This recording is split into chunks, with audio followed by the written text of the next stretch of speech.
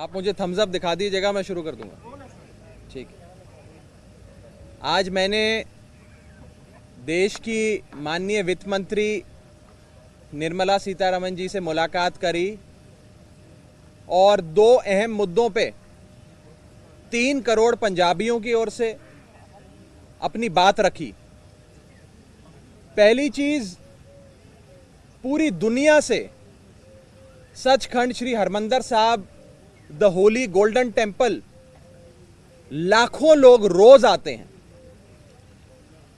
संगत जो वहां आती है वो गोल्डन टेम्पल के बाहर बने जितने भी सराह हैं, यानी कि छोटे छोटे अकोमोडेशन सेंटर्स, जिन्हें गुरुद्वारा प्रबंधक कमेटी हो, गुरुद्वारा प्रशासन हो, वो चलाता है।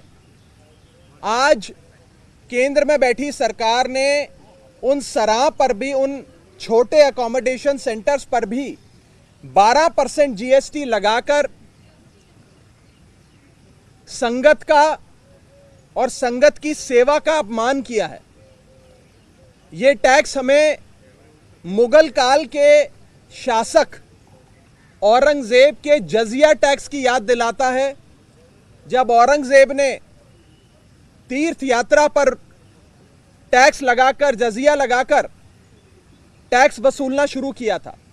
आज उसी प्रकार ये छोटे सराह जो गुरु साहब के दरबार के बाहर बने हैं, जहां पर संगत आकर रुकती है, आज उस पर भी जीएसटी लगाकर इस सरकार ने एक गलत काम किया। आज मैंने माननीय वित्त मंत्री जी को हाथ जोड़कर बेनती करी, पूरी संगत की ओर से, 3 करोड़ पंजाबियों की ओर से, कि इस टैक्स को वापस लिया जाए। हमारी श्रद्धा पे, हमारी भक्ति पे, हमारी भावनाओं पे, हमारे सेंटिमेंट्स पर, हमारी बिलीफ्स पर इस टाइप का कोई टैक्स नहीं लगना चाहिए। मैं पेशे से चार्टर्ड अकाउंटेंट हूं। आपको मैं बता दूं कि टैक्स मुनाफे पे लगाया जाता है या मुनाफे के लिए बनी जो संस्थाएं हैं उन पे लगाया जाता है। जैसे कोई 5 सितारा होटल में जाकर रहे तो उस पे जीएसटी लगता है। जो भी मुनाफे के लिए बनी कंपनियां हैं उन पर जीएसटी लगता है, यानी कि टैक्स लगता है। लेकिन जो संस्था मुनाफे के लिए नहीं बल्कि सेवा के लिए बनी है, उस पे कोई टैक्स नहीं लगता। हिंदुस्तान में आज तक नहीं लगा। लेकिन इस सरकार ने सेवा के लिए, नॉट फॉर प्रॉफिट, सेवा के लिए बनी संस्थाओं पर भी टैक्स लगाने का काम किया। मैंने सरकार को टैक्स लगाने के इस बेसिक रूल के बारे में भी बताया कि टैक्स मुनाफे पे लगाया जाता है, सेवा के लिए बने केंद्रों पर और सराहों पर नहीं लगाया जाता। इसी के साथ साथ मैंने एक और बड़ा मुद्दा पंजाब का माननीय वित्त मंत्री जी के सामने रखा और उठाया। वो था पंजाब को एक बड़ा फाइनेंशियल पैकेज देने का। पंजाब ने अपना पेट काटकर देश का पेट भरने का काम किया। पंजाब के किसानों ने, पंजाब ने 1965 में जब देश में अनाज की कमी हुई, जब देश अनाज के एक बहुत बुरे दौर से गुजर रहा था, हमें देश का पेट पालने के लिए दुनिया भर से अनाज इंपोर्ट करना पड़ रहा था। उस दौर में पंजाब के किसानों ने देश का पेट भरा।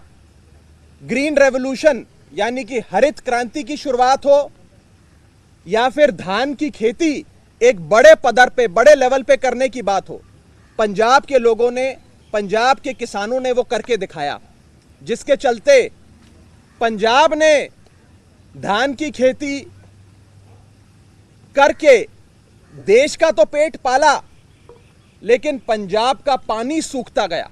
और आज पंजाब में हालत यह है कि 500 फीट, 600 फीट जमीन के नीचे भी पानी नहीं मिलता है।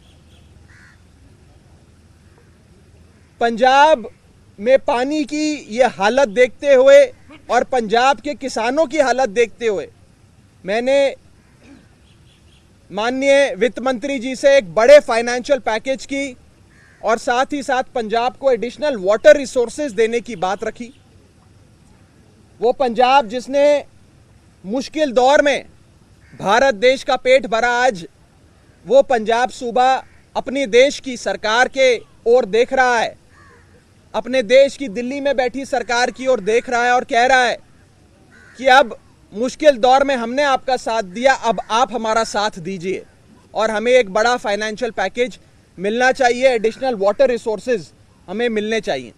ये दो बड़ी मांगे आज मैंने माननीय वित्त मंत्री जी के सामने रखी हैं। एक मेमोरेंडम, एक ज्ञापन भी दिया है। उन्होंने बड़े आराम से मेरी बात सुनी, मेरा जो ज्ञापन था वो लिया और मुझे विश्वास है कि ज़रूर इस पर केंद्र सरकार कार्रवाई करेगी और पंजाब के साथ जो सदियों से केंद्र सरकार एक सौतेला व्यवहार करती आई है, वो सौतेला व्यवहार बंद होगा और पंजाब का हक पंजाब को मिलेगा। आम आदमी पार्टी पंजाब के हकों की ये लड़ाई लड़ती रहेगी, सदन में भी लड़ेगी, सदन के बाहर में भी लड़ेगी। कोई सवाल आपका हो तो आप पूछ सकते हैं।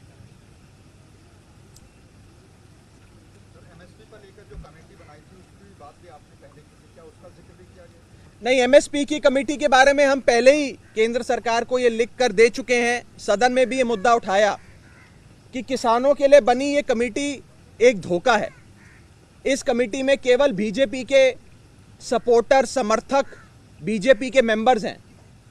ये कमेटी कभी भी देश के किसान का हित नहीं सोच सकती। इस कमेटी को भंग करके एक नई एमएसपी कमेटी का गठन हो, जो एक बैलेंस्ड कमेटी हो और उसका सिर्फ एक ही उद्देश्य होना चाहिए, एमएसपी को कानूनी गारंटी देना। आज जो कमेटी बनाई गई है उसके टर्म्स में भी ये नहीं लिखा कि वो एमएसपी को कानूनी गारंटी देने के लिए बनाई गई समिति। कोई और सवाल?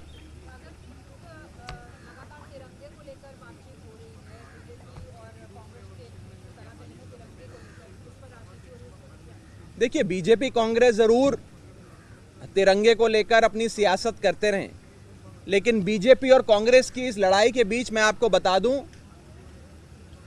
कि दिल्ली के मुख्यमंत्री अरविंद केजरीवाल जी और उनकी सरकार, दिल्ली सरकार, तिरंगे का और भारत की आज़ादी का ये त्योहार मनाने के लिए एक बहुत बड़ा कार्यक्रम दिल्ली में करने जा रही है। उस कार्यक्रम का आयोजन दिल्ली सरकार अरविंद केजरीवाल जी द्वारा किया जा रहा है। उस सब में हम आपको भी ज़रूर निमंत्रण देंगे, जिसमें लाखों बच्चे देश के तिरंगे, भारत माता के उस झंडे को लहराते हुए दिल्ली से एक आवाज़ निकलेगी जो देश के कोने कोने तक जाएगी कि आज हम आज़ाद भारत के 75वें साल को धूमधाम से देशवासी, दिल्लीवासी मिलकर मनाएंगे और भारत माता की जय के नारे को बुलंद करेंगे।